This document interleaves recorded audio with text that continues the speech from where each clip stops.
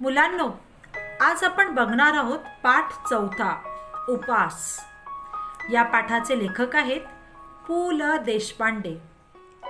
त्यांचे पूर्ण नाव पुरुषोत्तम लक्ष्मण देशपांडे, पण त्यांना भाई या शब्दाने संबोधले जात असे. त्यांचा जन्म मुंबईमध्ये 8 नोव्हेंबर 1919 मध्ये झाला. हे लोकप्रिय मराठी लेखक, नाटककार, नट, कथाकार व पटकथाकार, दिग्दर्शक आणि संगीत दिग्दर्शक होते. त्यांना महाराष्ट्राचे लाडके व्यक्तिमत्व असे म्हटले जात. ते महाराष्ट्रात पु ल म्हणूनच ओळखले जातात. त्यांचा मृत्यू पुण्यात 12 जून 2000 साली झाला. या पाठात काय सांगितले लेखकांनी की मध्यमवर्गीय व्यक्तीचा संकल्प व संकल्पपूर्तीत कसे अंतर पडते आणि संकल्प करणारे व्यक्ती कसे हास्यास्पद ठरतात याचे मजेदार चित्रण प्रस्तुत लेखात पु ल देशपांडे यांनी केले. म्हणजेच काय की एक मध्यमवर्गीय व्यक्ती तर डाएट संबंधी त्याच्या डोक्यात विचार चाललेले असतात, पण त्या डाएटबद्दल त्याच्या आजूबाजूच्या लोकांना जेव्हा समजतं तेव्हा ती लोक त्या लेखकांबद्दल केलेली त्यांची मस्करी, चेष्टा हे या पाठातून मजेदार आपल्याला लेखकांनी सांगितलेलं आहे. तर बघूया, आपण आपल्या धड्याला सुरुवात करूया.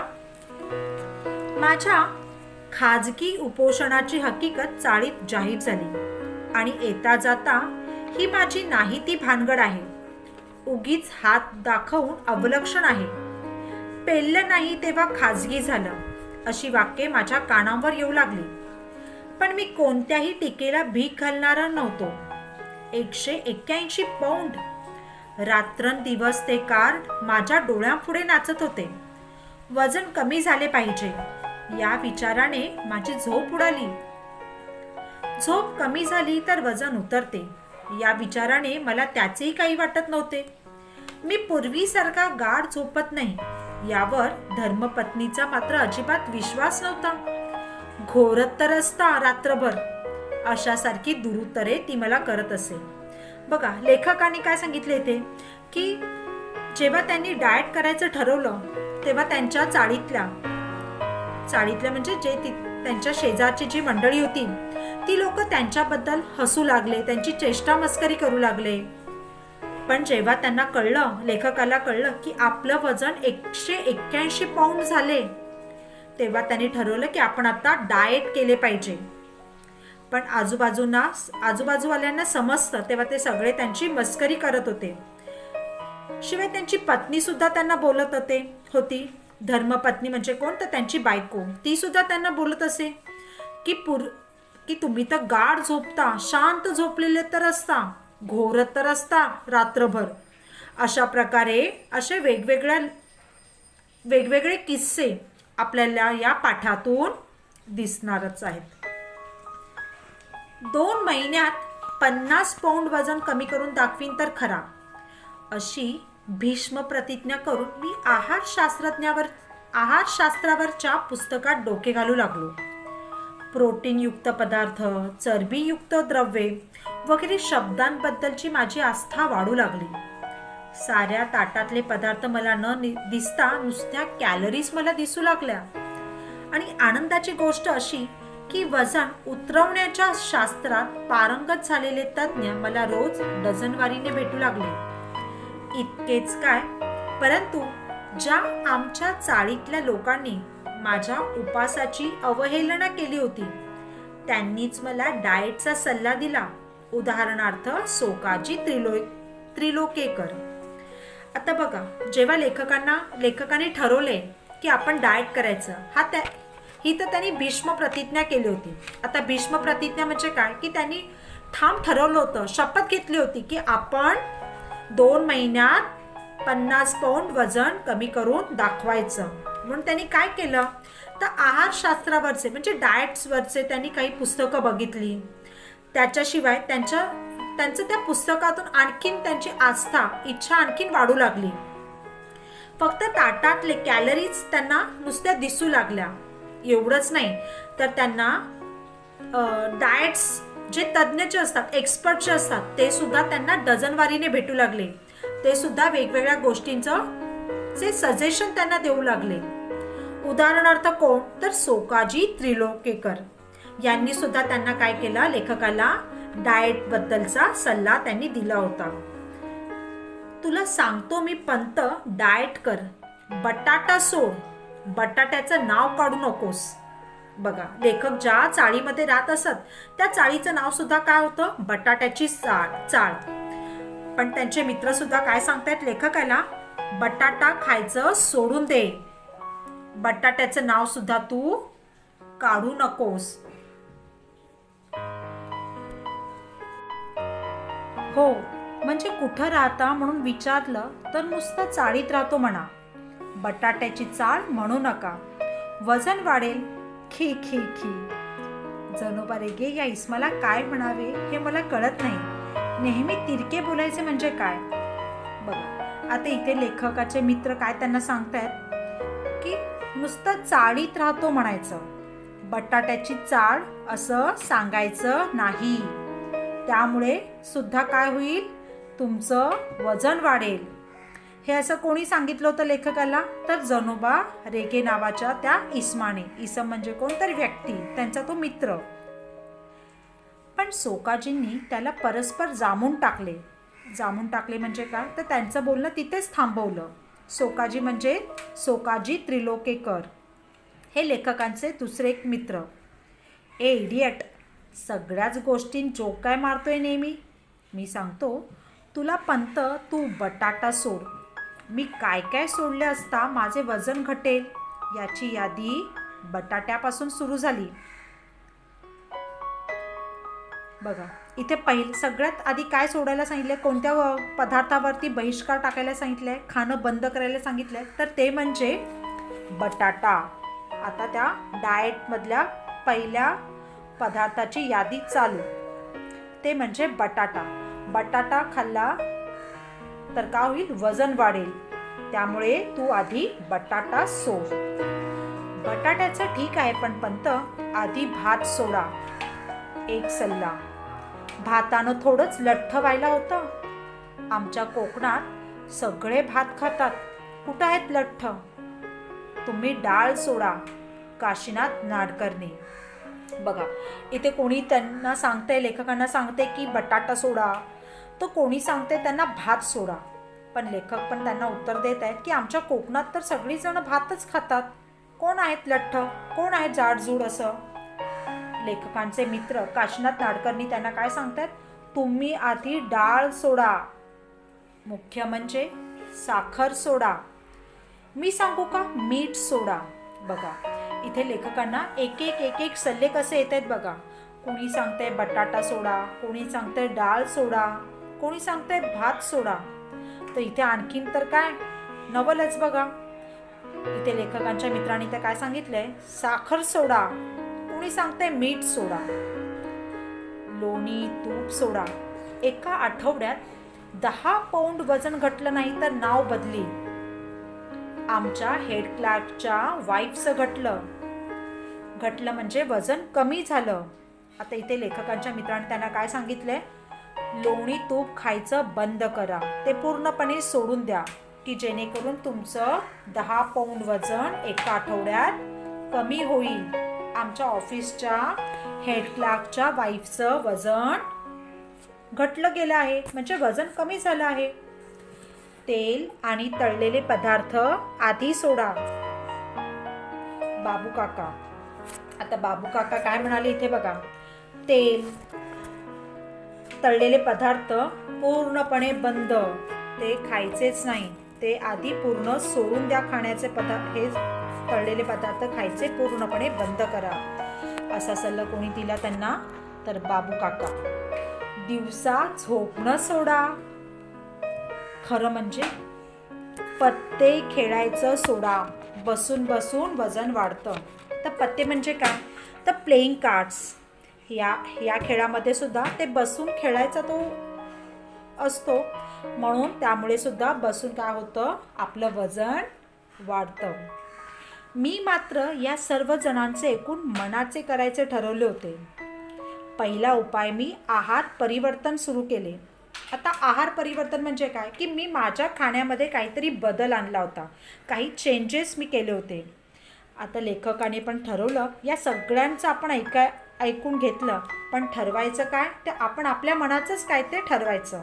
म्हणून त्यांनी काय ठरवलं, काय उपाय करायचं ठरवलं, की आपल्या खाण्यामध्येच आपण काहीतरी चेंजेस, काहीतरी परिवर्तन चालू केले पाहिजेत. साखरेत सर्वात अधिक कॅलरीज असतात, म्हणून प्रथम बिन साखरेचा चहा सुरू केला. पहिल्या दिवशी विशेष फरकही वाटला नाही. घरात साखरबंदी जाहीर केली. कुटुंबाला सारी दिवाळी तिखटा मिठावर उरकायची सक्त ताकीद दिली. बघा, लेखकाने काय आहार परिवर्तनात बदल केला आपल्याला सांगितलं की नाही, म्हटलं गेलं की नाही इथे. तर त्यांनी पहिला उपाय जो केला तो म्हणजे काय केला, की साखरेमध्ये कॅलरीज असतात, म्हणून त्यांनी काय केलं, बिन साखरेचा चहा पिण्यास सुरू केला होता. बिन साखरेचा चहा म्हणजे काय, तर त्या चहामध्ये साखर टाकायची नाही. पहिल्या दिवशी विशेष फरक वाटला नाही, म्हणजे त्या बिन साखरेचा चहा पिऊन त्यांना काही असं जाणवलं नाही, विशेष असं काही त्यांना फारसं वाटलं नाही. पूर्णपणे साखर बंदी त्यांनी घरात केलेली होती.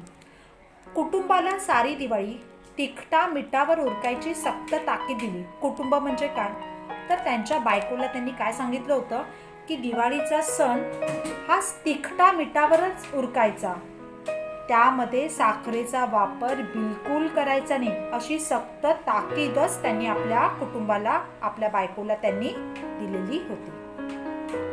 मुलांसाठी म्हणून काय थोडं गोडाधोडाचं करायचं ते कर, एवढी सवलत ठेवली. पहिल्या दिवशीच मला फरक जाणवायला लागला.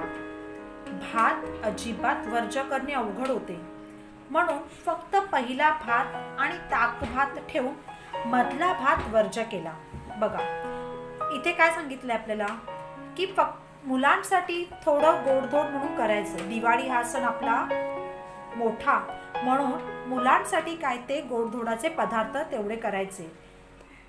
एवढीच त्यांनी आपल्या घरातल्यांना, आपल्या बायकोला त्यांनी सवलत ती दिलेली होती. त्यांना बिन साखरेचा चहा मध्ये काही फारसा पहिल्या दिवशी त्यांना फरक जाणवला नाही, पण त्यांना भात पूर्णपणे बंद करणं हे काही त्यांना जमत नव्हतं, कारण ते कोकणातलेच, त्यामुळे भात हा त्यांचा ताटातला आवडता पदार्थ, त्यामुळे भात अजिबात वर्ज्य करणं हे त्यांना शक्यच नव्हतं.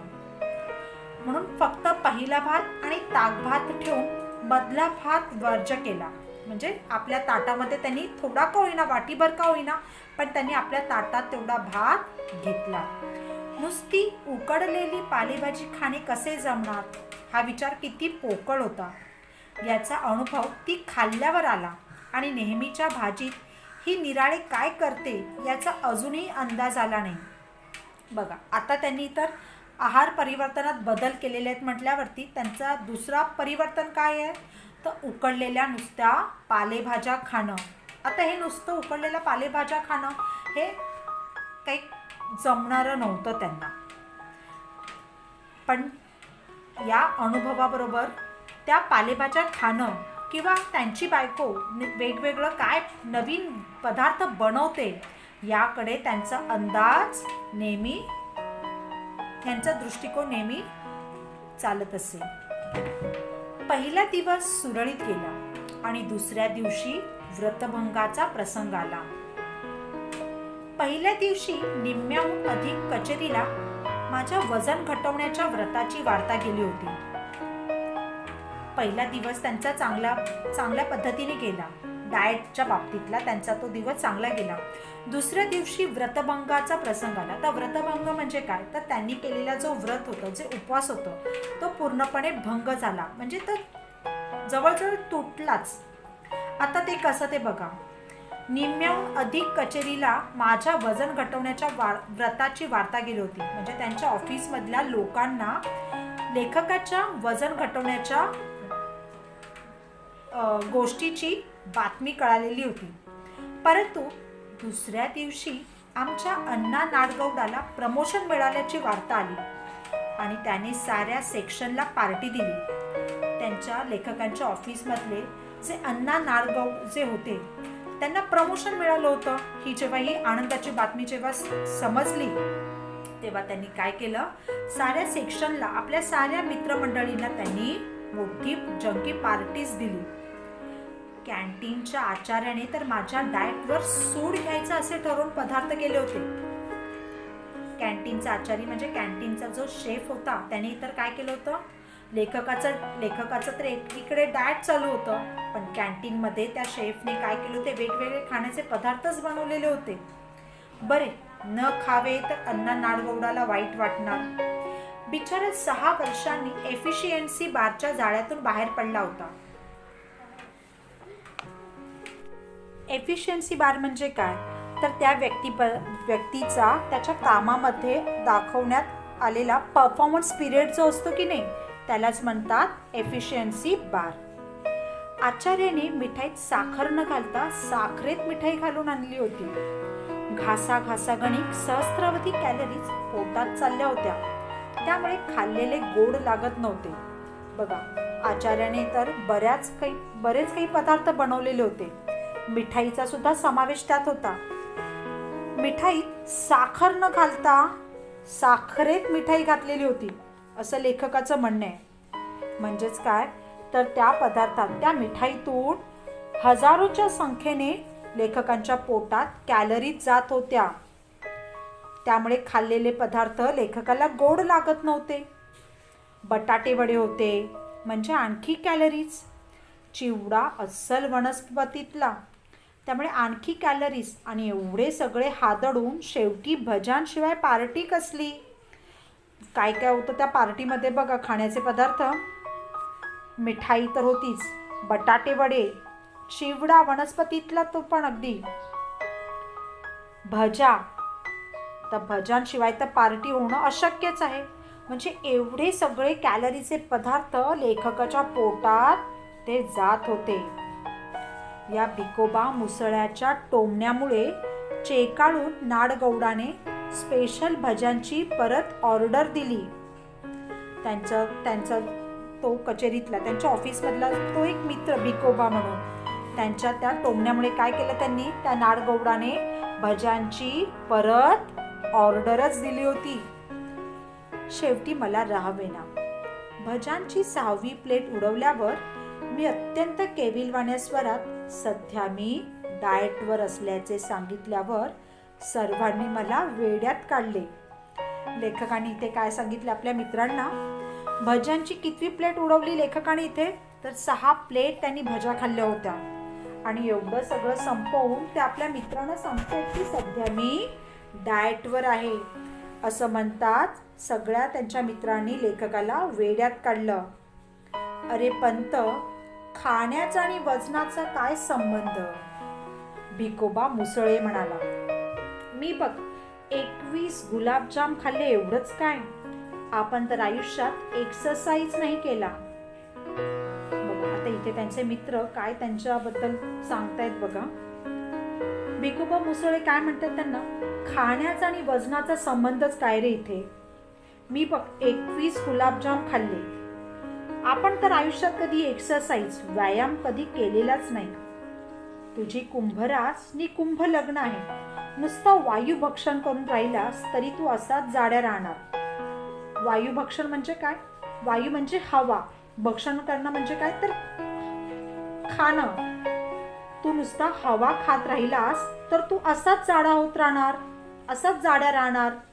लठ्ठपणा काय आपल्या हातात आहे. नॉनसेन्स, जगदाळे ओरडला. रनिंग कर रोज. जगदाळे काय म्हणतोय, नॉनसेन्स, रनिंग कर. व्यायामाबरोबर काय केलं पाहिजे, रनिंग सुद्धा रोज करता आली पाहिजे आपल्याला. रनिंग पेक्षा देखील दोरीवरच्या उड्या मारा. दोरीवरच्या उड्या म्हणजे काय तर रशी उडी. रशी उडी सुद्धा करा. रनिंग पेक्षा रशी उड्या मारणं फायदेशीर आहे बरं का पंत. माझ्या सिस्टरचं वेट 40 पाऊंड उतरलं दोरीवरच्या उड्यांनी, कुमारी कमलिनी केंकरे म्हणाली. त्यांच्याच ऑफिसमधली कमलिनी केंकरे काय सांगते की रनिंगपेक्षा फायदा जास्त कशात ठरेल आपलं वजन कमी करण्यासाठी? तर दोरीवरच्या उड्या मारून आपलं वजन कमी करता येतं. माझ्या सिस्टरचं, माझ्या बहिणीचं सुद्धा 40 पाऊंड वजन दोरीवरच्या उड्या मारूनच कमी झालं आहे. शेवटी सर्वांच्या मते मी सकाळी रनिंग करावे आणि संध्याकाळी दोरीवरच्या उड्या माराव्यात असे ठरले आणि मी 7व्या बशीमधले भजे उचलले. बघा, एवढं सगळे मंडळी लेखकाला सांगतायत की व्यायाम करावा, रनिंग करावी, दोरीवरच्या उड्या माराव्या, पण लेखकाचं मात्र काय इथे चाललंय? 7व्या बशीमधली सुद्धा त्यांनी भजी उचलून आपल्या तोंडात टाकली. कुटुंबाचा मात्र माझ्या डाएटच्या बाबतीतला उत्साह अवर्णनीय होता. अवर्णनीय म्हणजे काय? तर वर्णन न करता येण्यासारखं असं होतं. कुटुंबाचा म्हणजेच काय? तर ते लेखकाची बायको. त्यांच्या डाएटबद्दलचा उत्साह काय होता? कारण रोज काही काही चमत्कारिक पदार्थ माझ्या पानात पडायला लागले. लेखकाची बायको काय करायची की वेगवेगळे पदार्थ बनवून लेखकांच्या पानात म्हणजे काय? जेवणाच्या ताटात त्यांना वाढू लागली होती. एके दिवशी नुसती पडवळे उकडून तिने मला खायला घातली. आता इथे उकडलेल्या भाज्यांचं सेवन करायला लेखकाला लागले. बघा, लेखकाच्या पत्नीने इथे पहिला पदार्थ काय दिला डिशमध्ये? उकडलेली पडवळे. त्यानंतरच शेवग्याच्या शेंगा, पडवळ, भेंडी, चवळीच्या शेंगा वगैरे सडपातळ भाज्यांचा खुराक तिने चालू केला. बघा, पडवळा पाठोपाठच कोणत्या भाज्यांची सवय लेखकाला लावून घ्यावी लागली? तर बघा, शेवग्याच्या शेंगा, पडवळ, भेंडी आणि चवळीच्या शेंगा या भाज्या लेखकाला रोज त्यांची पत्नी खुराक म्हणजे काय? तर त्यांच्या ताटात नेहमी जेवणासाठी त्यांना देऊ लागली. तसेच कोबी, कॉलीफ्लावर वगैरे बाळसेदार मंडळींची स्वयंपाकघरातून हकालपट्टी झाली. हकालपट्टी होणे म्हणजे त्या किचनमध्ये किंवा त्या रोजच्या जेवणासाठी या भाज्या कधी न करणे. तर त्या कोणत्या भाज्या होत्या? तर कोबी आणि फ्लॉवर या भाज्या स्वयंपाकघरातून निघूनच गेल्या होत्या. सकाळचा चहा देखील सुरुवातीला होता तसा राहिला नाही. बिन साखरेचा चहा इतका कडू लागत असेल अशी यापूर्वी कधीच कल्पना आली नाही मला. बघा, लेखकाने तर आहार परिवर्तन केलं होतं. त्यांनी बिन साखरेचा चहा घ्यायचं ठरवलेलं होतं, हो की नाही? इथे त्यांना त्या चहाची पहिल्यासारखी चव लागत नव्हती. तो बिन साखरेचा चहा त्यांना आता कडू लागत होता. चहा सुरुवातीला बिन साखरेचा असूनही कडू लागला नाही आणि आता का लागतो तेवढंच सांग असे म्हटल्यावर कुटुंबाकडून खुलासा मिळाला. खुलासा मिळणे म्हणजे स्पष्टीकरण देणे. आता इथे आपल्या लेखकांनी आपल्या पत्नीला प्रश्न केला की सुरुवातीचा चहा बिन साखरेचा असून सुद्धा तो मला कधी कडू लागला नाही आणि आत्ताच का तो मला कडू लागतोय? त्यावर त्यांच्या कुटुंबाने म्हणजे त्यांच्या पत्नीने त्यांना काय उत्तर दिलं बघूया आपण. हेच ते म्हटलं ते काय उगीच? अहो, म्हणजे सुरुवातीला मी तुम्हाला जो बिन साखरेचा चहा दिला तो बिन साखरेचा नव्हताच मुळी. लेखकाच्या पत्नीने लेखकाला काय सांगितले इथे की जो मी सुरुवातीपासून तुम्हाला जो बिन साखरेचा चहा म्हणून जो तुम्ही पीत होतात ना, तर तो बिन साखरेचा नव्हता. मग मला बिन साखरेचा चहा म्हणून काय सांगितलंस? आता लेखक इथे आपल्या पत्नीला विचारतायत, तो जर बिन साखरेचा चहा नव्हता तर तू मला तो बिन साखरेचा चहा आहे असं का म्हणून सांगितलं होतंस? त्यावर लेखकाच्या पत्नी काय उत्तर देत आहेत बघा. अहो, थोडीशीच राहिली होती साखर, ती संपेपर्यंत म्हटलं घालू. काल संपली. आजपासून बिन साखरेचा चहा केलाच की साखर न घालता. बघा, लेखकाच्या पत्नीने काय सांगितले त्यांना? घरामध्ये होती नव्हती जी काही थोडीशी साखर होती ती संपेपर्यंत म्हटलं आहे तोपर्यंत वापरू. आणि आता एकदा जर ती साखर संपली तर ती आजपासून तर मी तुम्हाला चालू केला तो बिन साखरेचा चहा, आणि तो पण साखर न घालता दिलेला हा चहा आहे, म्हणजे खल्लास. अगं किती लाख कॅलरीज गेल्या असतील माझ्या पोटात. कसलं कमी होतंय वजन माझं. लेखक काय बोलली इथे, किती लाख कॅलरीज माझ्या पोटात गेल्या असतील या तुझ्या साखरेमुळे. इतके दिवस तो मी बिन साखरेचा चहा म्हणून मी पीत होतो. कसलं कमी होतंय आता माझं वजन. पण सांगितलं का नाहीस मला. उगीच आरडाओरडा नका करू. वजनाचं ते काय मेलं, होईल हळूहळू कमी. आणि कोणाचं मागून खात नाही म्हणावं आम्ही, स्वतःच कमवून खातो म्हणावं. वाढलं तर वाढू दे वजन. मुलांना देण्यासाठी लाडू काढून कशीत ठेवत आणि माझ्या वजनक्षय संकल्पाला आणखी नवे सुरुंग लावीत ती उद्गारली. बघा, लेखकांनी त्यांच्या पत्नीला जेव्हा सांगितलं असं की तुम्हाला आधीच का नाही सांगितलंस की हा बिन साखरेचा चहा नाहीये म्हणून, तर त्यावर त्यांच्या पत्नीने काय सांगितलं, उगीच तुम्ही आरडाओरडा करू नका, उगाच तुम्ही ओरडत बसू नका. वजन ते हळूहळू होईल तुमचं कमी. आपण कुणाचं मागून खात नाही किंवा आपण स्वतःच कमवून खातो. त्यामुळं तुमचं वजन वाढलं तर ते वाढू दे, असं म्हणत लेखकाच्या पत्नीने मुलांना देण्यासाठी लाडू एका बशीमध्ये ठेवले आणि माझ्या वजनक्षय संकल्पाला, म्हणजे लेखकांचं वजन घटवण्यासाठी जो संकल्प लेखकाने केला होता, जो रिसोल्युशन जो होता लेखकाचा डायटिंगचा, त्याला लेखकांच्या पत्नीने आणखीनच तो बेत उधळून लावला होता. तो कसा काय ते बघूया आपण पुढे. लाडू कशाला केलेस, साखर असेल त्यात, असं लेखक त्यांच्या पत्नीला म्हणतात. इश्श, साखरेशिवाय लाडू आमच्या नाही घराण्यात केले कोणी. लेखकांची पत्नी म्हणते की साहजिकच आहे, लाडू म्हटले की त्यात साखरेचा वापर होणारच. साखरेशिवाय लाडू आमच्या घराण्यात कधी कोणी नव्हते केले. तात्पर्य काय, तर चहा बिन साखरेचा होता हे खरे, परंतु लाडवाच्या रूपाने काही कॅलरीज पोटात गेल्याच. चहा बिन साखराचा होता असं म्हणत म्हणत लेखक रोज चहा पीत गेले, पण आता त्या कॅलरीज त्यांच्या लाडवाच्या रूपाने सुद्धा लेखकांच्या पोटात अधिकच जाऊ लागल्या होत्या.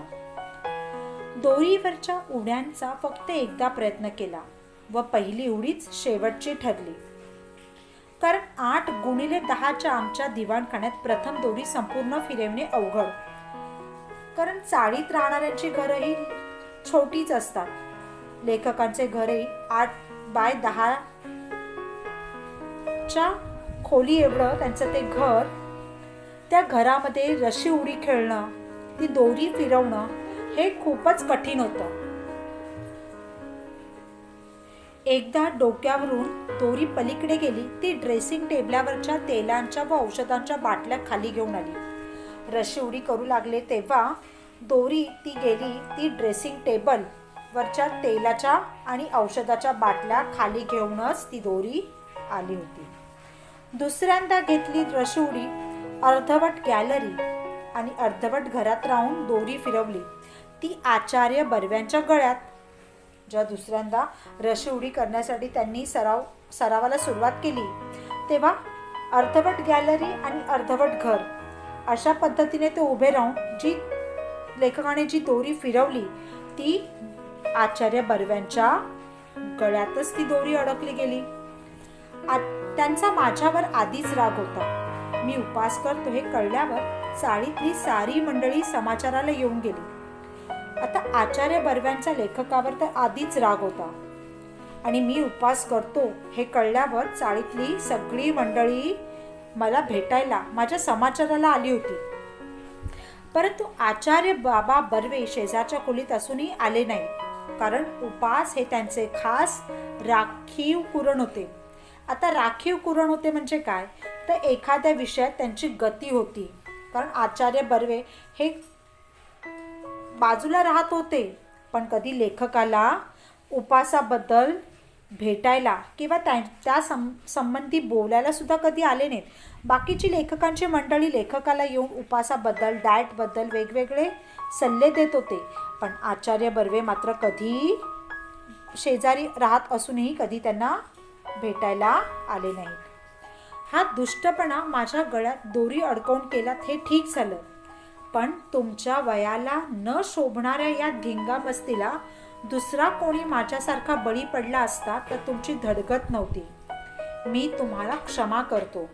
आता इथे आचार्य बर्वे काय म्हणतात लेखकाला, की जर हा दुष्टपणा दोरी अडकवून केलात हे ठीक आहे, पण तुम्ही हे जे करताय, हा जो तुमचा धिंगामस्ती जो चालू आहे, त्याऐवजी माझ्याऐवजी जर दुसरा कोणी असता, दुसऱ्याच्या गळ्यात जर ही दोरी अडकली असती तर तुमची काही खैर नव्हती, तुमची त्यातून सुटका नव्हती.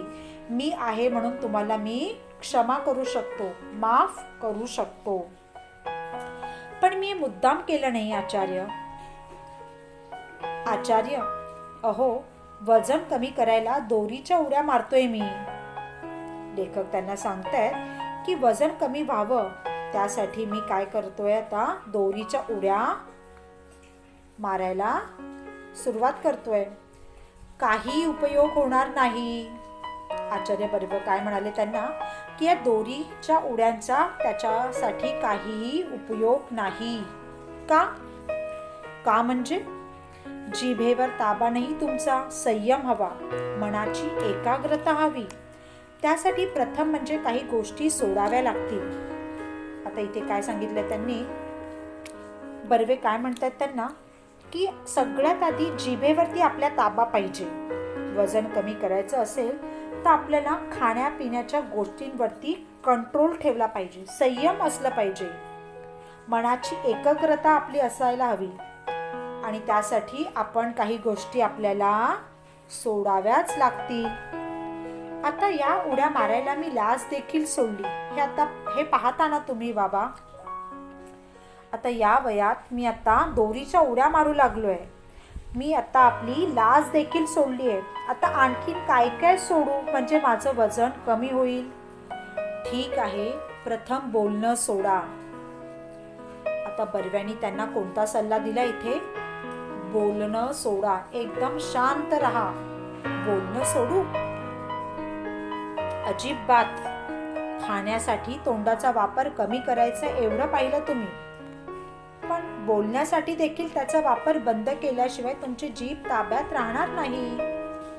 जसं खाण्यासाठी तोंडाचा वापर कमी करायचा, बरोबर, तसंच बोलण्यासाठी सुद्धा काय केलं पाहिजे, आपण आपली जीभ आपण आपल्या ताब्यात, आपल्या कंट्रोलमध्येच ती राहिली पाहिजे, तरच तुमचं वजन कमी होईल, असा सल्ला बर्वे यांनी लेखकांना दिला. पुढे बघूया मुलांना आपण. पण मला बोललंच पाहिजे बाबा, मी केविलवाण्या स्वरात ओरडलो. एकदम दीनवाणा होऊन बाबांना काय म्हणालो, मला बोललंच पाहिजे.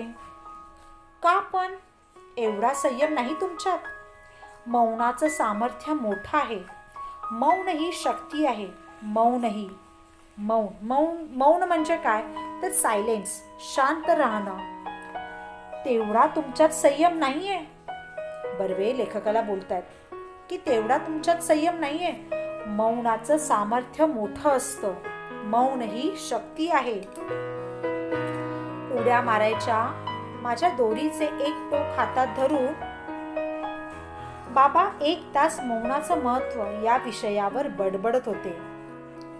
बाबांनी तर मौनाचं महत्व देण्यासाठी सुरुवात केली. दोरीचं एक टोक हातात धरून बाबा त्यांना 1 तास मौन या विषयावरती माहिती त्यांना देऊ लागले होते. शेवटी त्यांचा वाक्प्रवाह अडवून मी ओरडलो, पण बाबा मी बोललो नाही तर खाऊ काय? बाबांचा शब्द थांबवूनच, त्यांना तिथे अडवूनच लेखक ओरडले, जर मी बोललो नाहीस तर खाणार काय? म्हणजे बोलण्याचा आणि खाण्याचा संबंध काय? बाबांनी त्यांना प्रश्न केला. मी टेलिफोन ऑपरेटर आहे बाबा, दिवसभर बोलावंच लागतं मला. आता बघा, लेखकांची नोकरी काय होती तर टेलिफोन ऑपरेटरची. टेलिफोन ऑपरेटर असलेल्यांना फोनवरती सारखं संभाषण करावंच लागतं, बोलावंच लागतं, हो की नाही? बरोबर. म्हणून ते लेखक बाबांना काय सांगतायत की मी टेलिफोन ऑपरेटर असल्यामुळे मला दिवसभर बोलावंच लागतं आणि त्यामुळे मौन ठेवणं हे मला काही जमणाऱ्यातलं नाही. मग कसलं वजन उतरवणार तुम्ही? अत्यंत कारुण्यपूर्वक कटाक्ष टाकून बाबा गेले आणि त्यांच्या गळ्यात पडलेली दोरी मगाशी मी गच्च आवळली का नाही या विचाराने मला पश्चाताप झाला. लेखकाच्या उत्तराने बाबांना राग आला. बाबा तिथून निघून गेले. लेखकांच्या मनात असा प्रश्न आला की जी मगाशी बाबांच्या गळ्यात जी पडलेली दोरी होती ती मगाशी जर मी गच्च अशी आवळली असती, अजून टाईट केली असती तर बरं झालं असतं. मग मात्र मी चिडलो आणि निश्चय केला की बस, यापुढे उपास, वजन उतरेपर्यंत उपास. आता लेखकाने इथे काय निश्चय केलाय की आता आपलं वजन कमी होईपर्यंत आपण काय केलं पाहिजे? उपवास केलाच पाहिजे, तरच आपलं वजन कमी होऊ शकेल.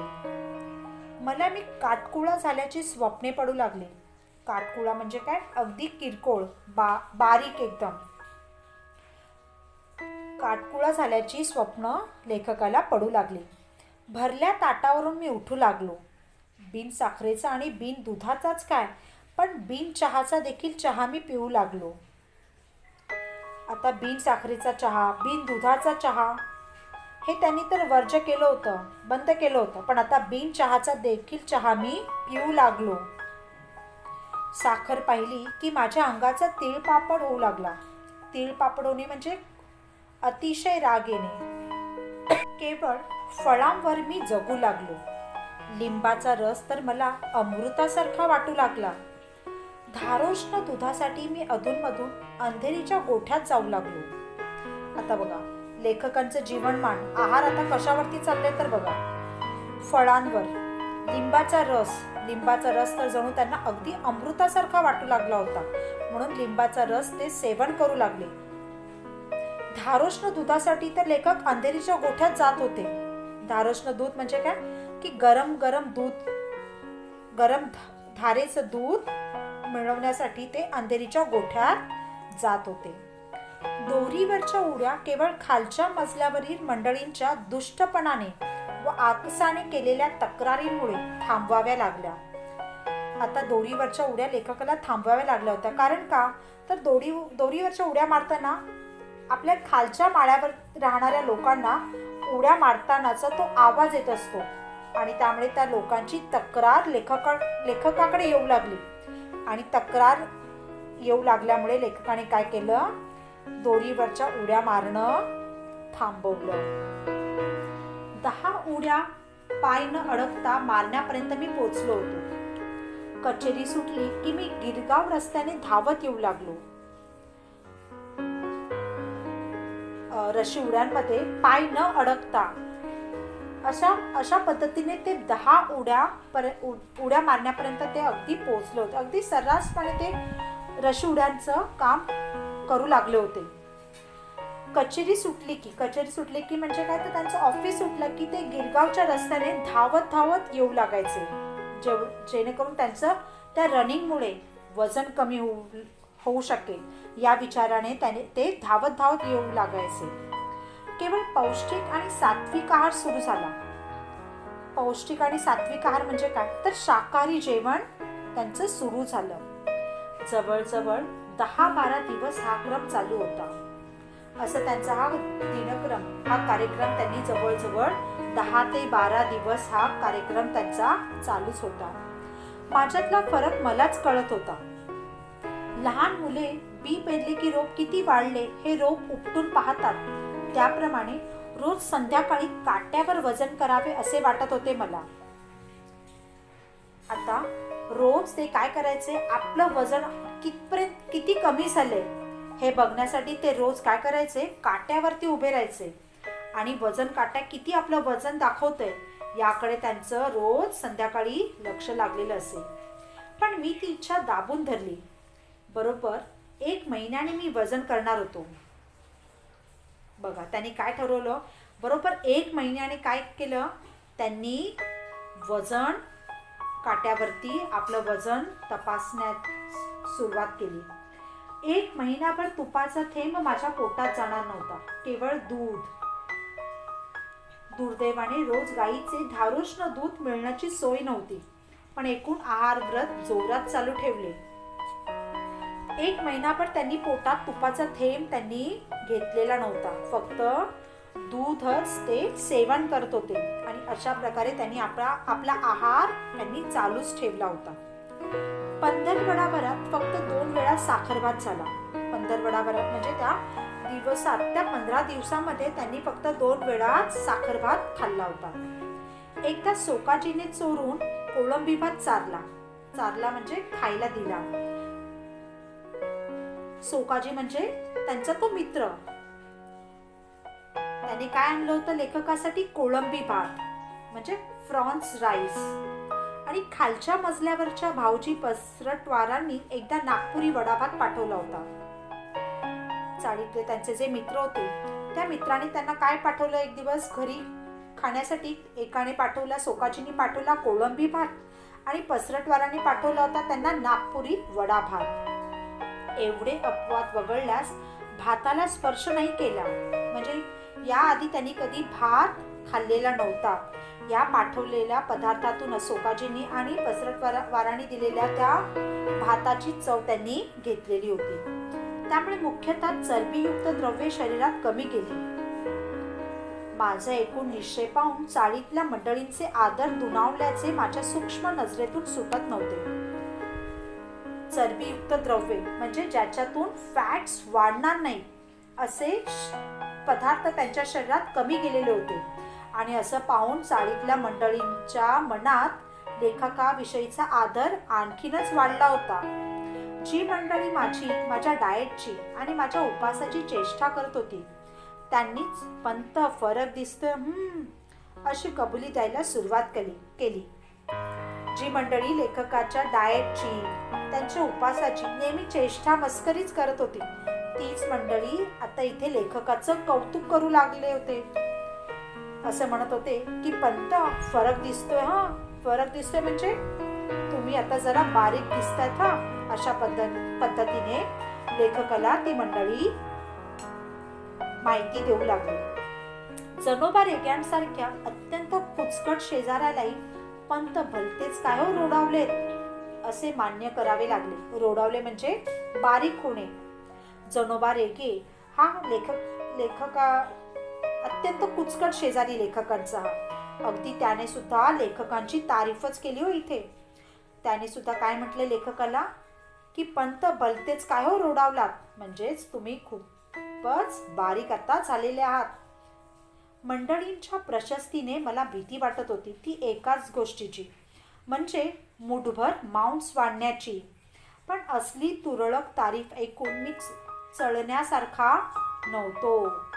म्हणजे या मंडळींच्या खोट्या स्तुतीची भीती वाटत होती, पण जणू मला असं वाटत होतं की माझ्या अंगावर मुठभर मांस वाढलंय, जेणेकरून माझ्या अंगावरती आणखीन थोडी चरबी वाढलेली आहे असं मला वाटत होते. इतक्या असामान्य मनोनिग्रह आणि जिव्हा नियंत्रणानंतर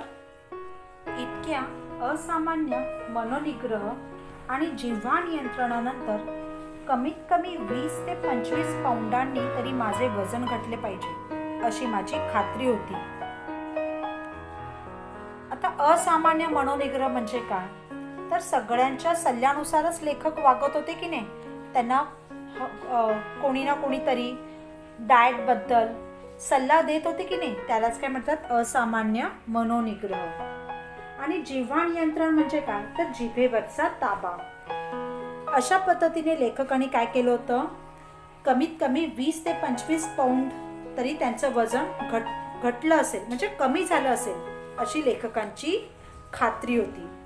व त्या खात्रीने मी आमच्या ऑफिस समोरच्या वजनाच्या यंत्रावर पाय ठेवला आणि आनेली टाकून तिकीट काढली. लेखकाने आपलं वजन तपासण्यासाठी ऑफिस समोरच्या वजन यंत्रावर ते उभे राहिले, आपला पाय ठेवला आणि आनेली टाकली. आनेली म्हणजे काय, तर जुन्या काळातील एक नाणं आहे.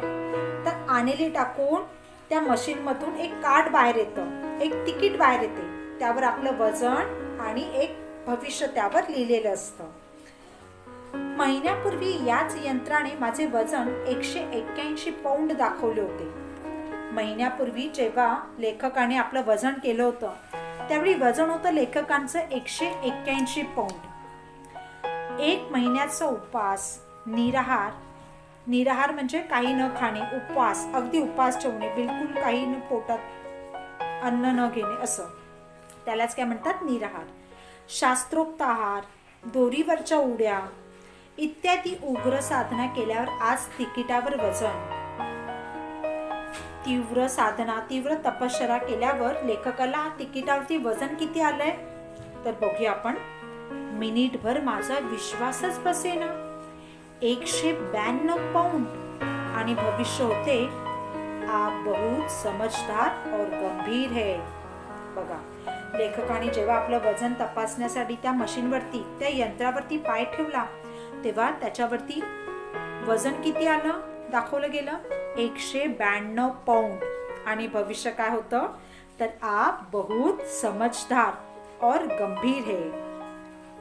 हल्ली मी वजन आणि भविष्य या दोन्ही गोष्टींची चिंता करायचे सोडून दिले आहे आणि विशेषतः डाएटच्या आहारी तर या जन्मात जाणार नाही.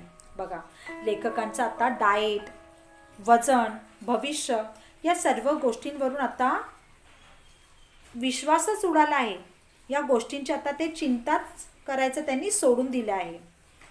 म्हणून त्यांनी काय ठरवलं, डाएटच्या आहारी आता आपण यापुढे या जन्मात कधी आपण जाणार नाही. छे, वजनाचा मार्ग भलत्याच काट्यातून जातो.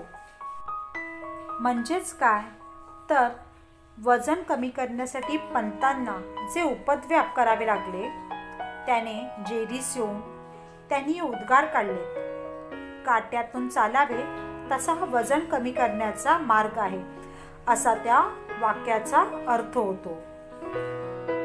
अशा प्रकारे लेखकांना त्यांच्या मित्रमंडळींनी उपास या पाठातून वेगवेगळ्या प्रकारांनी डाएटचे सल्ले दिले. पण त्यातून लेखकांचे वजन कमी न होता वजन काट्यावरील वजन व भविष्य भलतेच सांगू लागले. मी आशा करते की हा पाठ तुम्हाला समजला असेल.